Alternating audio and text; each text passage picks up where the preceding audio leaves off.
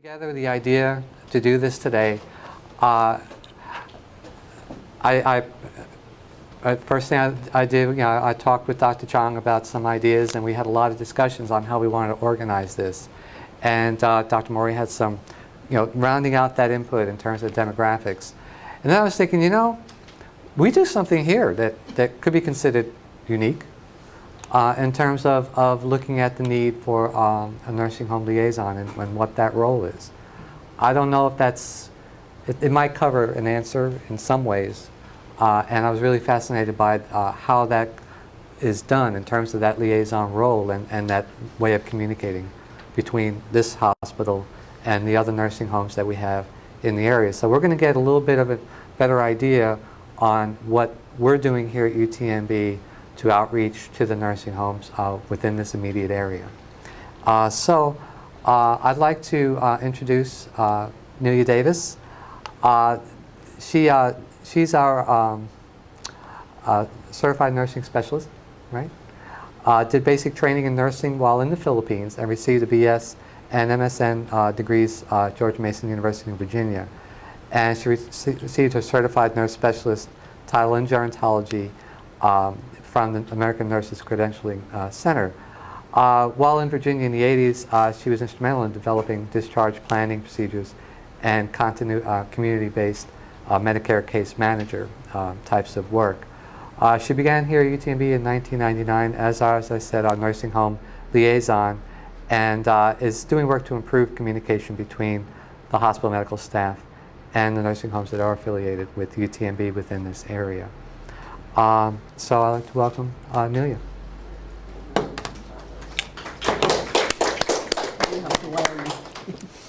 I'm going to wire you up.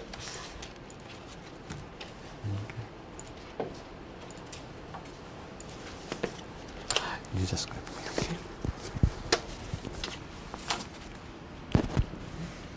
Put this in your pocket and my pocket.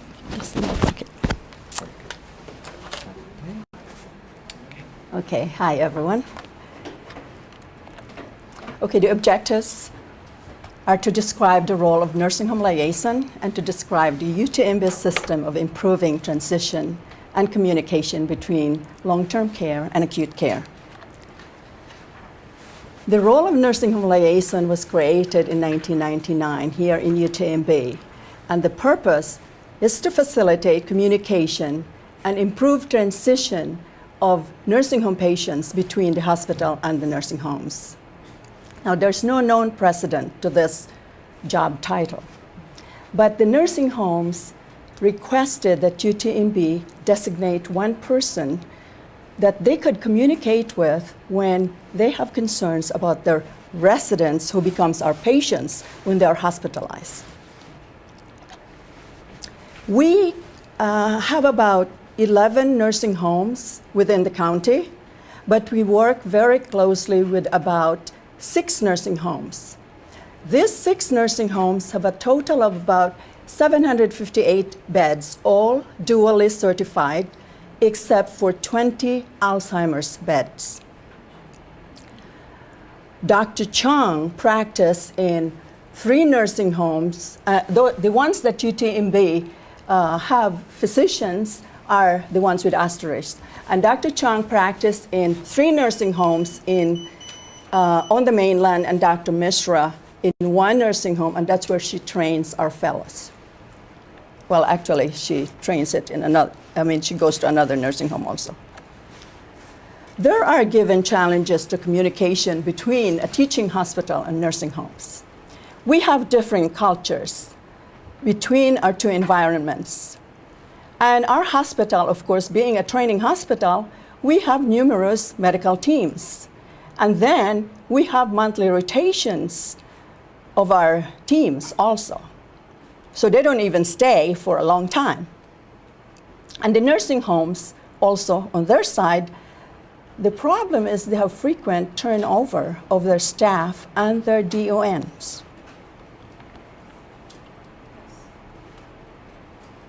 So because there was no nursing home liaison role for us to copy, the first thing that I did and of course this is with the advice of my boss, Susan Tyler, was to assess the problems from the nursing home perspective. And I think it was good that I did not come from UTMB, because I could be more objective in assessing the hospital as well as the nursing homes. The assessment was done separately, but there was a common theme of faulty communication. The nursing home said that they were unable to read the discharge orders, that there was no phone number to call. And when they tried to call the main hospital, that was fruitless. The care managers, they said, did not send appropriate papers, and we have care manager here. She's not gonna like that. Not me. That's right, not her. But you know, they'll generalize. And they said also the nurses did not give thorough reports, and that most of all, they were not updated regarding the progress of their patients in the hospital. They said that it was so embarrassing when their patients die and they only find out from families when families would come and pick up their belongings. They also complain about late discharge, and many of them were done on Fridays. And the change of medication on the last minute. Now, this pertains to IV antibiotics. When IV antibiotics are prescribed in the nursing homes will do a cost analysis, whether they can afford this patient or whether they can have a little profit. And what happens is sometimes our doctors will add another antibiotic on the last minute, so that becomes a problem. They get very excited about that. The nursing homes also said that they had difficulty making clinic appointments. They want to be able to communicate to the clinics the special needs of the patients, but yet they couldn't find anybody to talk to. And they received no documentation. Once the patient went to the clinic, the patient goes back to the nursing home and there was no documentation. Major problems from the ER. They said that the ER, when a patient is discharged from the ER because the patient was not admitted in the inpatient, the ER would not even give any documentation. Just send the patient there, no documentation. So they didn't know what happened in the ER. And the ER also was quick to report for abuse or neglect without adequate information. And then the ER discharged patients at 2 a.m., 3 a.m., 4, 5 a.m. They can't understand why the ER cannot wait until about 8 o'clock. So then I assessed the hospital. And the nurses said that when they call the nursing homes, there is no one who answers the telephone, or the person does not know about the patient, or they are put on hold for an indefinite period of time. And the reason for that is because of the different environment. Okay, in a nursing home situation, you may have a volunteer answering the telephone. You may have a van driver. You may have somebody from the business office. And then they look at the name, Mrs. Smith. And then they'll say, well, where is this Mrs. Smith? And the one person here will say, well, she's from your place. So then they'll have to call all of the nursing units. Well, by that time, you're tired of holding the telephone. So that's what the nurses are complaining, and they're true. The care managers said that they did not get timely answers about their inquiries, despite pages and pages of medical documentation that they sent to the nursing homes. And that the nursing homes do not pick up their patients who are ready for discharge. So, this is our initial intervention that we did. Okay, I followed all the nursing home patients admitted to the hospital. It didn't matter whether they were patients of our faculty physicians, just every nursing home patient. And when I started talking to the ER management group about the problems with the ER, they said, well, maybe you should go to the ER and just find out what's going on there, or see what you can do. So that's when I started meeting patients in the ER. And of course, I'm not an ER nurse, and I saw the ER doctors and ER nurses, being busy and really had no time for anybody. So I found a little role for myself there, and I would give support to the family members who are very stressed, who would call the nursing home about what's going on here. Well, the nursing homes didn't know. So I also tried to facilitate communication between the nursing homes and the ER folks and also the family. I also provided missing medical information to nursing home doctors who were not UTMB doctors. They did not have privileges here. And this was before HIPAA. And I would just go there, what do you need? Xerox, send it to them. Sometimes I talk to them. And one of the things that the nursing homes really liked was that I communicated with them every day about their patients' progress or if their patients died. Now, this really was good for them, and they liked that. Then we thought about, well, maybe we should have a meeting, a face-to-face meeting with the hospital folks who provide or who are involved in the care of nursing home patients and the nursing home management staff. Of course, we can't invite all the staff. So that was good. After that initial meeting, everybody said, well, maybe we should meet every 2 months. This was nice, or every 4 months, or every 6 months. Of course, we provided lunch. It was a nice lunch. So that was good. And this actually became an annual meeting, and it served as a venue for issues and concerns, and also sometimes education. When I was new here, there was a lot of questions about VRE isolation, MRSA, C. diff. And what happened was the nursing homes followed a different protocol, and that was with the state. And we follow CDC. So anyway, we only found out about, or I found out about that when we invited the director of epidemiology here so that the nursing home folks can ask just every question they wanted to ask her.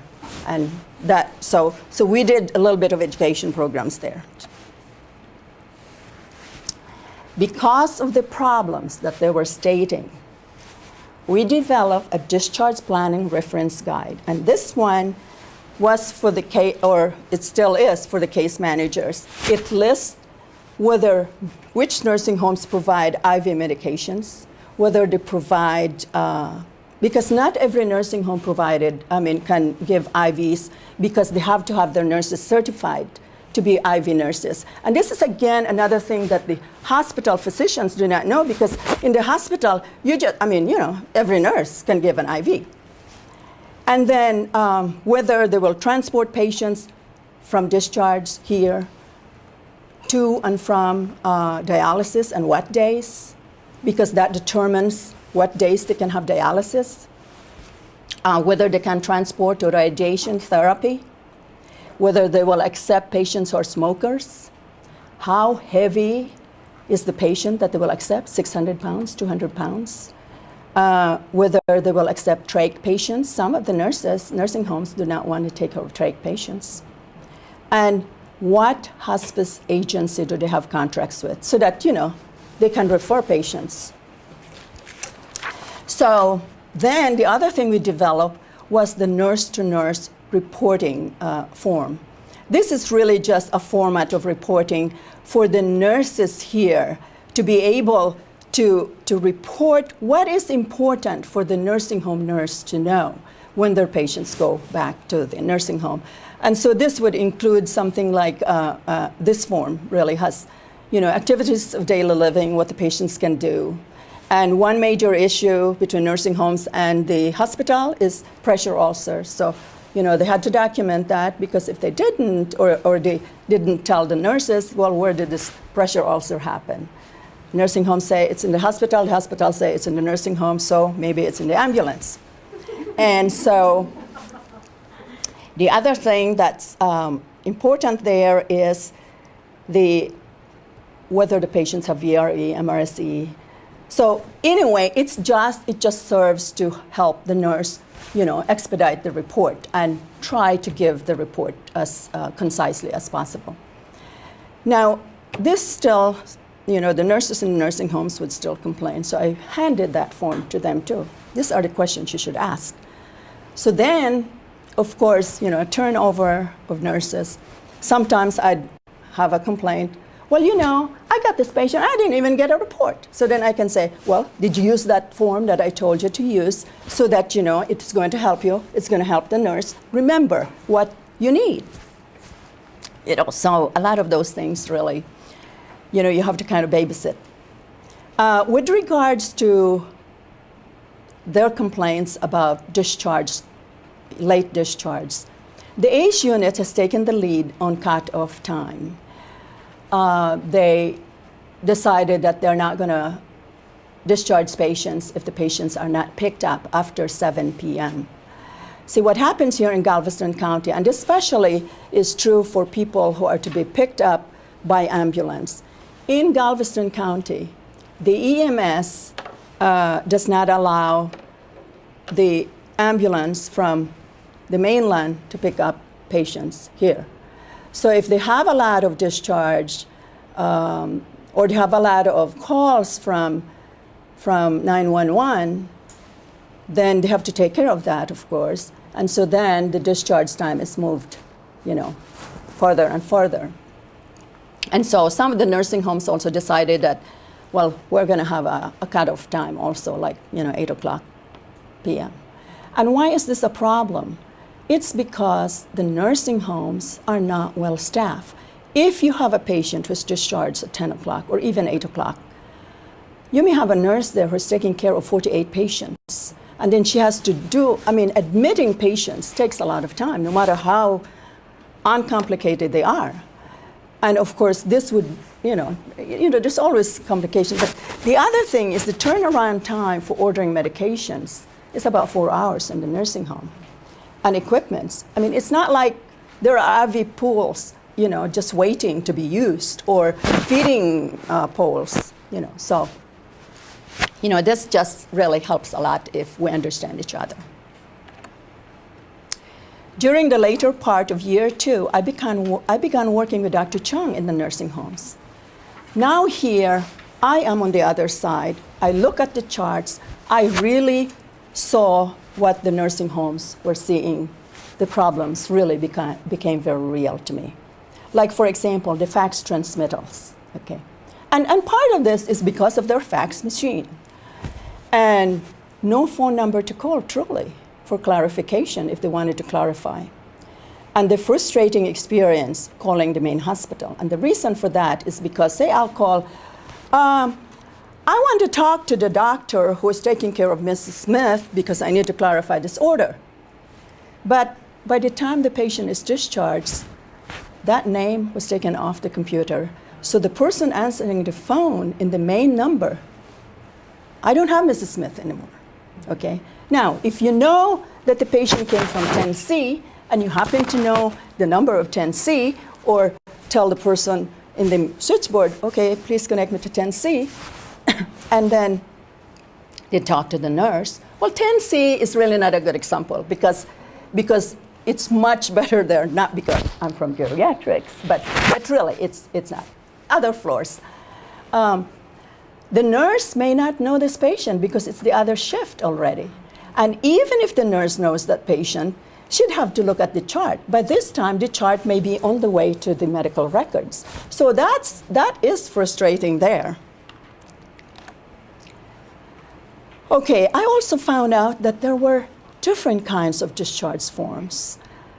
We must have about 5, 6 discharge forms, depending on the specialty. I was only used, and I truly did not know this until I actually started working in the nursing homes, seeing the discharge summary.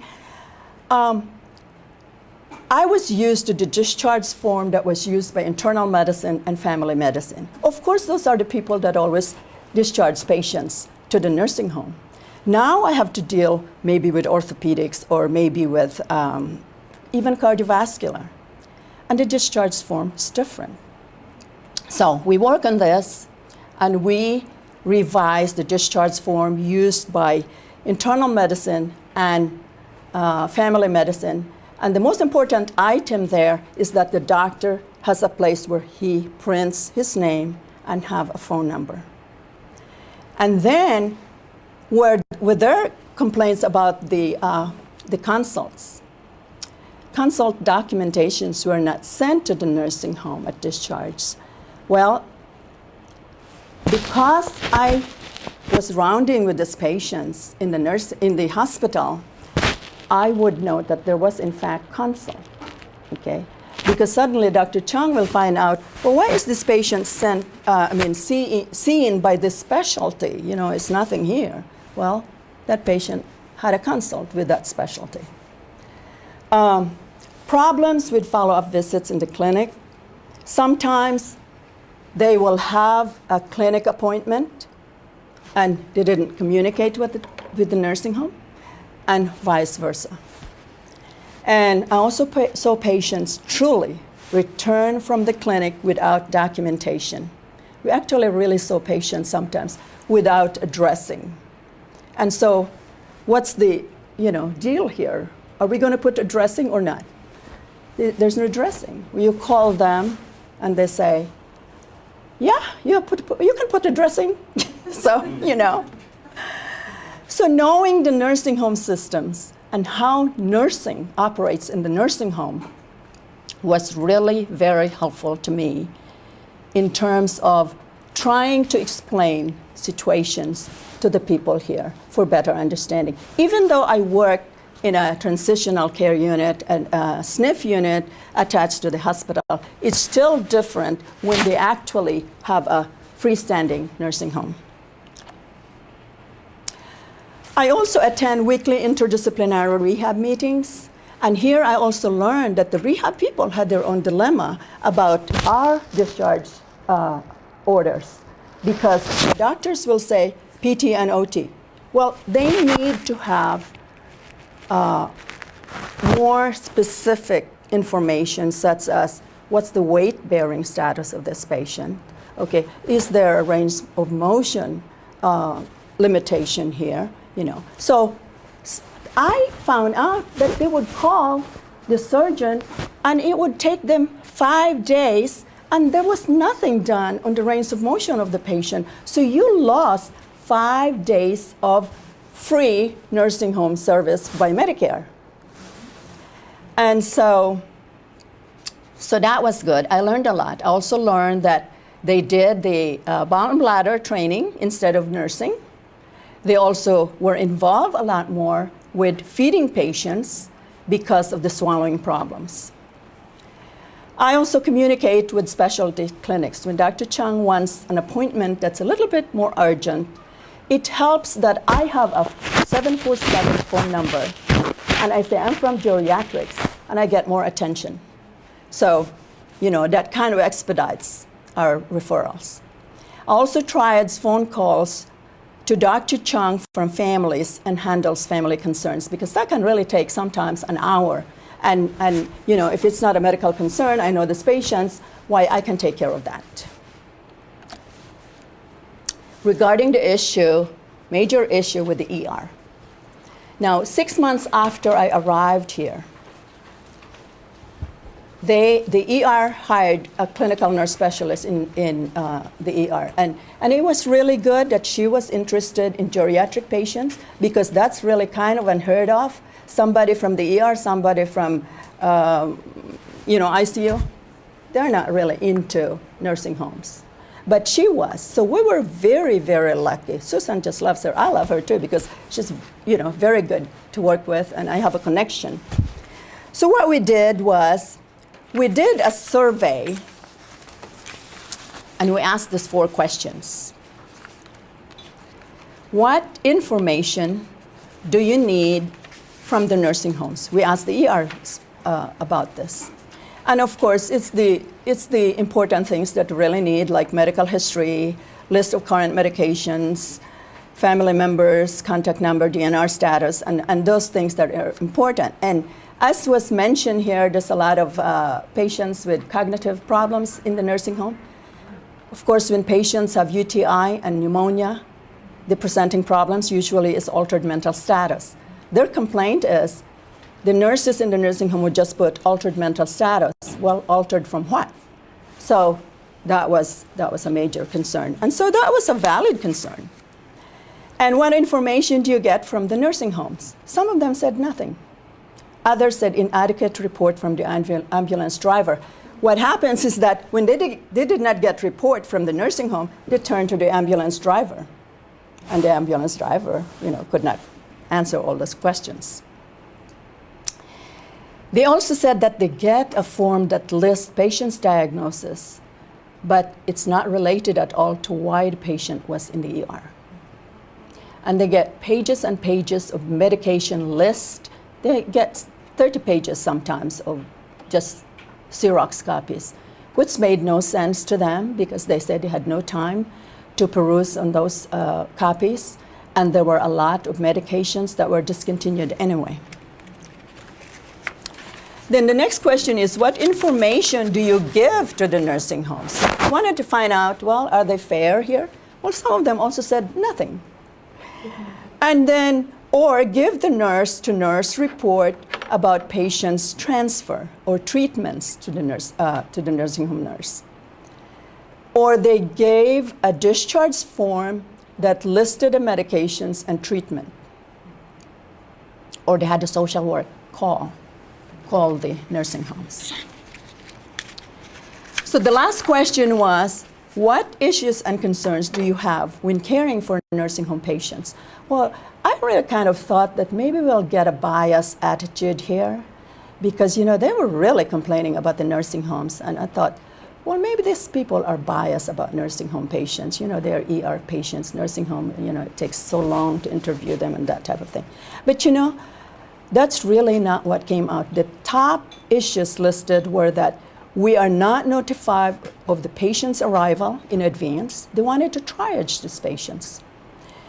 The ambulance driver is unable to answer questions about the patient's history, change in mental status, and so forth. The forms from the nursing home have no address. The transfer form that the nursing homes were using had 4 pages, and many of them are useless. No address, no phone number. And I guess because, like I said, there was a different culture, the nursing homes, just kind of think that, their Gulf Healthcare, for example, Turner, everybody knows us here. Well, the nurses are supposed to know and look at the phone number or something. I don't know. And then they also said that the nursing homes will not send the patient's hearing aid. And that they were so concerned because when the patients cannot hear very well and are confused as well, they become combative. So that's when I really thought that these people are really very sincere in how they want to take care of nursing home patients. So we share this information to the management group of the nursing home when we had the annual meeting.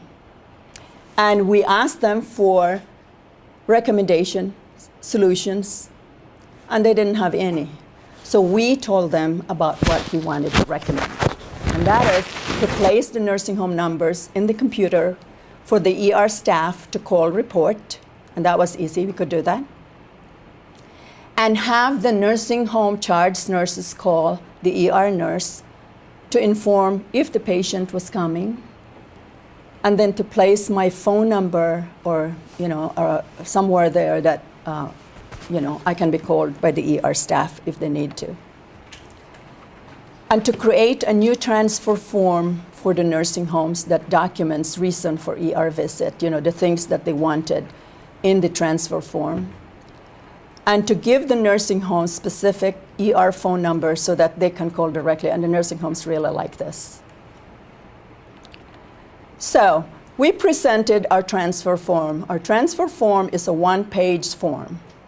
And this was designed to include important items needed to determine the acuity of the resident who is going to the ER. And also to be easy for the nursing home nurse to complete. We really had a lot of back and forth on this form I took it to the nursing home and asked for their input about this also, so that they can be part of it, so that they can have some ownership, and it'd be easier for us to implement it. And we really told them that we really are considering the fact that emergencies happen usually at night, and maybe there's only one nurse, for 48 patients. So we made this form to be completed in 2 phases. The first phase can be completed prior to the emergency, and that's placed in the chart. And then the nurse can copy that during an emergency, and then she puts the rest of the information there, like the information that just happened. And we did a follow-up. Okay, so of course, we presented that in the annual meeting, and we asked for volunteers to pilot it. And one nursing home nurse, or DON, was really very innovative, and she really liked it. And she said, I want to pilot this. Well, that's all it took. All the other nursing homes wanted to pilot it too. So after 3 months, we were able to really put this in place. And so about 10 months or 12 months later, we did another survey. And that survey indicated that there was a decrease in the number of complaints from the ER nursing staff. It was helpful to them. And the ER physicians really liked the transfer form. They felt that it was very helpful to them because they look at one page and they got the picture of the patient. We did learn some lessons. That is that compliance with completing the form will be inconsistent with frequent change in nursing home director of nursing. Because I would get a buy-in from this director of nursing. And then 4 months later, that person is not there. And that I needed to do in-service very frequently because of the turnover rate of the staff. And that we needed a dispatcher log so that we can document the compliance of the nursing home and also which patients were transferred, the names of the patients. And this, looking at this dispatcher log, we did this, and every end of the month it's sent to me. And I would find out which nursing home is not very compliant. I would call the DON. Sometimes this is when I find out there's a new DON and a new administrator. So I'd call the DON, and usually after that, the first 3 months, it would have like almost 100% compliance, and then it'd gradually go down again. So it really needs constant watch. And last but not least, the ER nurses should really continue to work with improving their communication with the nursing home staff. So it's great that I have that connection there in the ER, because we can talk and then she'll talk to her staff. That's all I have. If you have any question.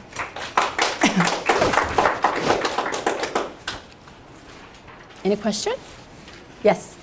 It seems like the majority of communication is taking place through phone and through documentation, paper records. Now, I would not advocate for replacing the person-to-person communication, but one of the things I noticed when I worked in the VA is that everything is on computer. You don't have these charts and all this paper going from this unit to that unit. And I'm wondering why UTMB, given how advanced we are, has not gone to a computerized system yet. Well, see, the difference is the VA, their nursing home is VA also. Oh, I get Our nursing home don't have but maybe one computer for the whole nursing home. No, I do get that. Oh, but I know I'm that- sorry, I didn't understand. Well, I just know I actually work in psych. I don't work in geriatrics at all. But I have noticed that there's a tremendous burden placed on staff in general following paper around. For example, in this particular case, if the person from the nursing home called UTMB and we could enter a patient number into a computer, anybody who is licensed to do it so that it would not violate HIPAA could look up that person's records and say, oh, here's this person, instead of having to chase around and look for that chart. It just seems that some of that. I think we're getting to that, right? We're Yeah, we're going to that. But you know, there's, right now, I can just share with you one problem that we're seeing. Because, you know, with clinic appointments, what they usually do is they will send, you know how you get reminded that you are having a clinic appointment? That's sent to the address at home. Nobody is there, or, you know. So anyway, what we tried to do is we tried to solve that by our nurse in the geriatric helpline to change the address of those patients and put the nursing home. Well, it doesn't stay there, because if they go to the clinic goes back to the old address and it's not there anymore. Now, some patients, and you probably have seen this, when you look at the patient, it will show that it's the nursing home's address. But you know, Sylvia can keep on doing that, but it doesn't stay. So I don't know how, you know, there's a lot of glitches, I guess. Yes? One thing that's happened that's really great is when I get my patient note in, I'm calling up their face sheet. Before the face sheet comes up, it flashes on the screen. This is a long-term care patient of Turner. That's right. This is a SNP patient of Gulf Healthcare. So that's been very helpful.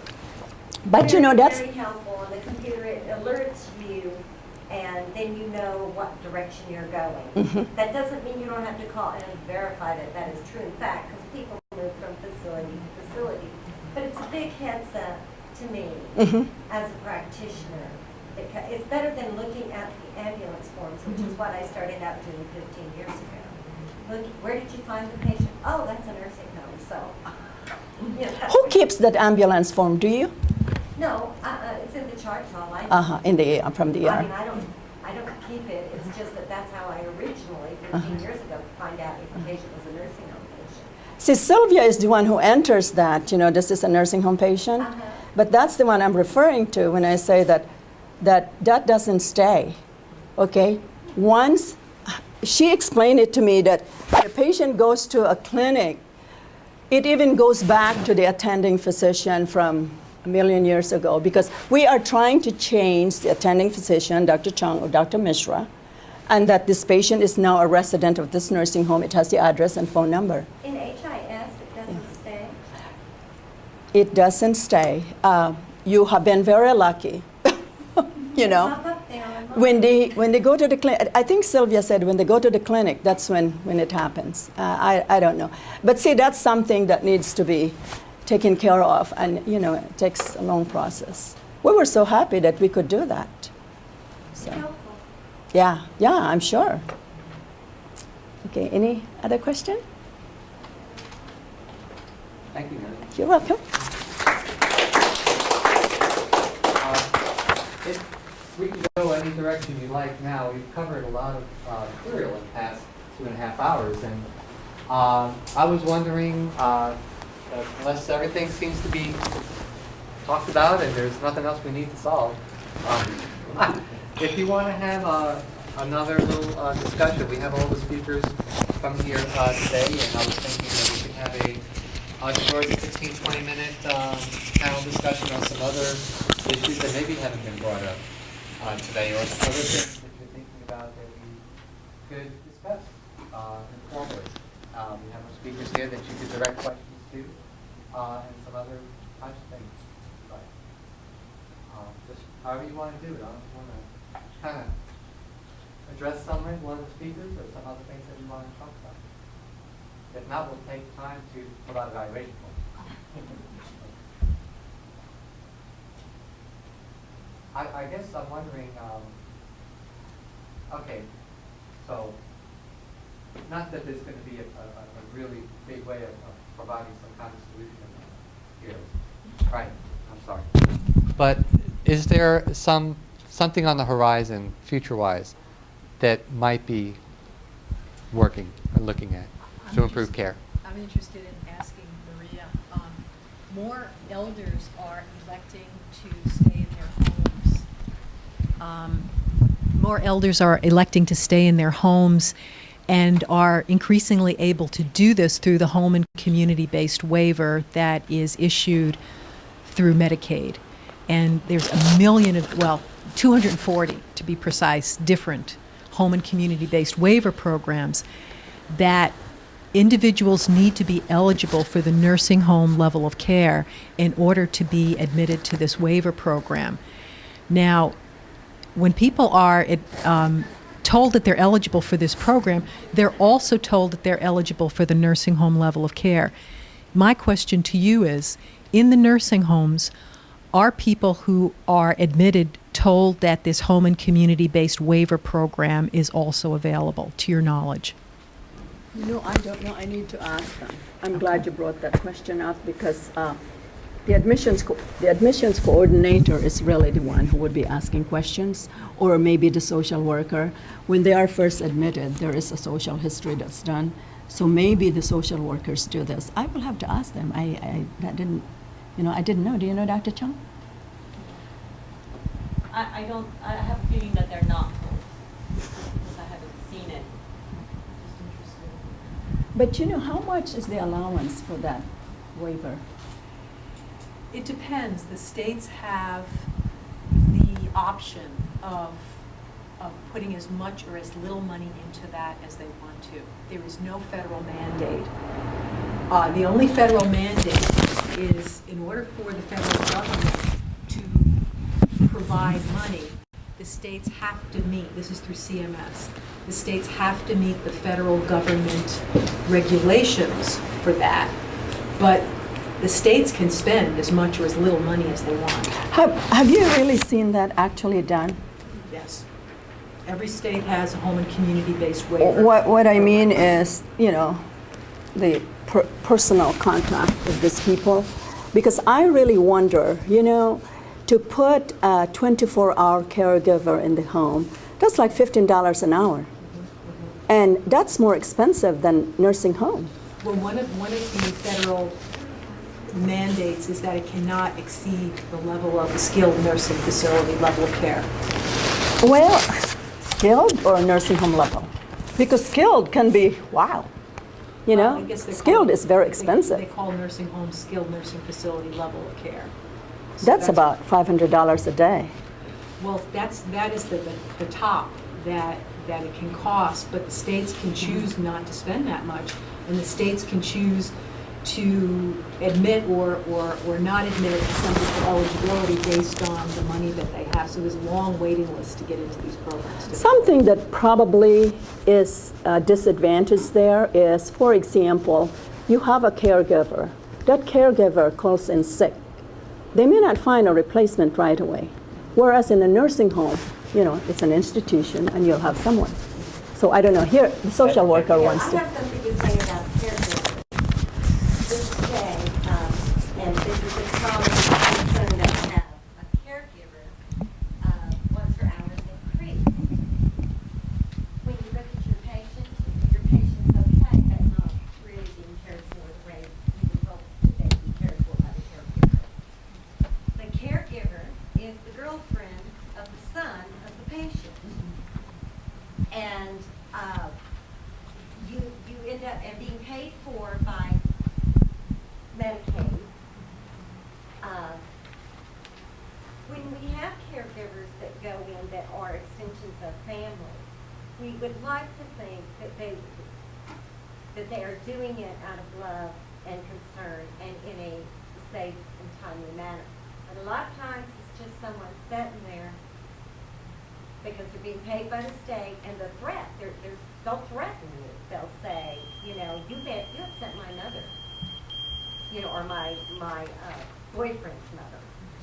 And I really want you to look into getting this taxi cab or this care provider hours increased, and I want it in writing, and I want it before I leave. You know, and when you look at things like family members or extensions of family members, networks like that, they're not always, as we know, I mean, one of the leading causes of death of a pregnant woman is death by her husband. You know, families are not always, or close community people are not always the safest place. Especially when it comes to frail elderly who feel, I've got to stay in my home or my whole life is over. So, I don't know, I've had, in my personal life as well as in, a lot of people like nursing homes. My aunt went to one and loved it because she got to play cards all the time. It was a nursing home that allowed smoking, and she was allowed to smoke, not in her room, but she got to go outside and smoke. She got to play cards. Her minister came, to the home and gave services, and we visited frequently. It was a local, I think that's a big thing. If in a nursing home close where your family is, you're going to be seen all the time. And the more eyes seeing your loved one, the better. But at home, we tried to keep her home. She was miserable at home with us. We aren't social life. We don't want to throw a card party every Friday, No. and I mean, we didn't like the smoking in the house and, all of that kind of thing. So, I mean, often they find you have to find a goodness of fit, though, and I work with that a lot with my families and my facilities. But it's not always that way. Sometimes families can, but sometimes families have deep resentment. And, it sounds real good sometimes, but if you're going to have a care provider, all I suggest is that you have a care provider. There are hard problems with care providers. They steal. A lot of them steal, and I didn't believe that the first 9 years of my career. But when where there's a lot of smoke, there's fire. And, it just never stops. The smoke never stops. There's a lot of that in nursing homes as well. You bet. Yeah, You not bet there just the caregivers. You bet. Yeah. It tends that most people don't have much of value in nursing homes. Right. Whereas they have the Yeah. silver that was, Yeah, that's true. You don't that's, have to take those to the nursing. Yeah. And it scares me too that you have the potential, I mean, elder abuse is just right at care. oh, yeah. And you have the dementia patient, you think you can put somebody in there with them and they start having behavior problems. And there's only one other person with them, how do they manage it? In a nursing home, you have a lot of people sometimes trying to manage it. Right. And it's still. But you also have, it's real hard for a nursing home to have all bad staff. I mean, it really is. And so when one set of eyes are looking, another set of eyes are looking. There's lots of sets of eyes. And then the doctor visits. Yeah. And I'm not saying that I fully expect to be in one myself at some time. I'm not going to look upon it. I've seen it in my family work out when family has been unable to cope because the member you're loving for, caring for, and doing all this for is not happy no matter what you do. But gets in a social environment where she's away from y'all most of the time. I mean, we still had to visit twice a day, mandatory, or she wouldn't be happy. It worked out very good. It relieved the pressure, and families do it. Families do it. Families have a hard time taking care of their elderly and keeping up the pace of young children. Often they'll say, well, we've got a teenage daughter, and she's getting ready to go to college. She can stay with grandma at night, and we'll stay with grandma, check on her in the day. And it always turns out bad. Grandma does not approve of boyfriends in and out. She does not. So I really think that you have to find a blend, and I like the personal care homes for stepping up, and then by the time they get to a nursing home, they're not as demanding usually. But you really have to search what's right for that family. There are some families that I just see, and I'm just glad to see them because I know they're going to take care of her when she leaves, and they're going to be here to take care of her. Going to pick her up, and they're going to get what she needs. But I don't think nursing homes deserve all the bad rap they get. Somebody tell me what a PACE unit is. What about A PACE unit? a PACE unit? Yeah, it's all-inclusive care for the elderly. I'm very familiar with one, and if you ever have an opportunity to go to San Francisco, it's called Unlock. It was the first PACE unit. It is absolutely incredible.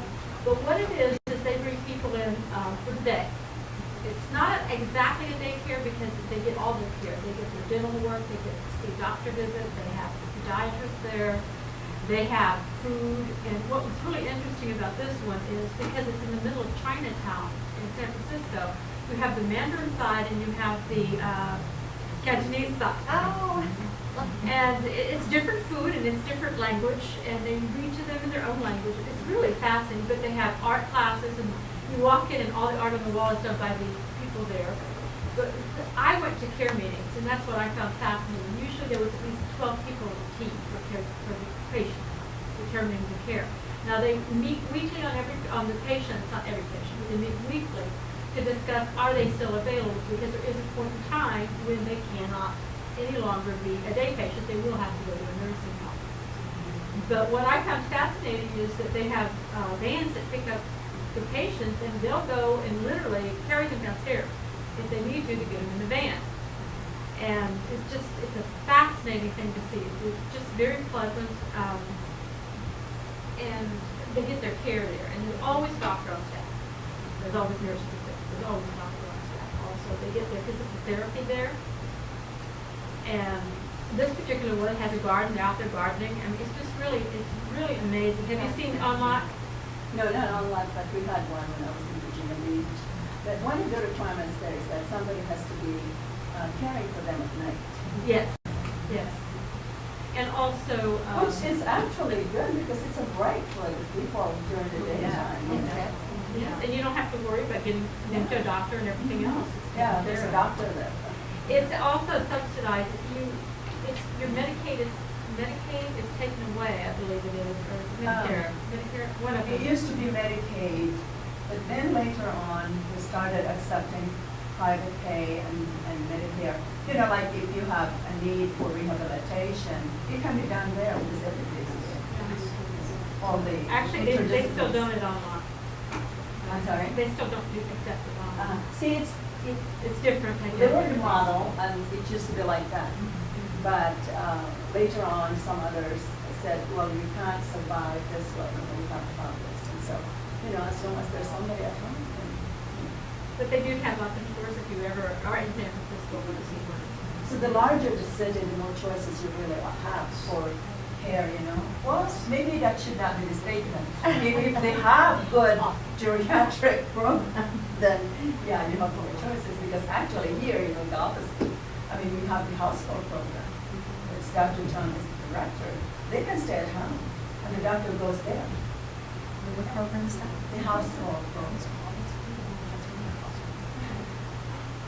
Remember when we want all this, a lot of times the family member wants to just care for the elderly family member at home, because nowadays in the state of Texas, if you're on Medicaid and you use Medicaid, which is long-term care payment plan, when the person dies, the house gets sold and Medicaid gets paid back. You know, so a lot of times with these programs that we think that we're doing good, and I'm sure we are, and I certainly couldn't do it any better. I'm not saying I have any answers, but a lot of times there's reasons they want to keep the home in the family. It's harder and harder for people of low income to secure a home. And so they will take risks with their elderly because they want to keep the property in the family. And I can't, there's no right answer for that.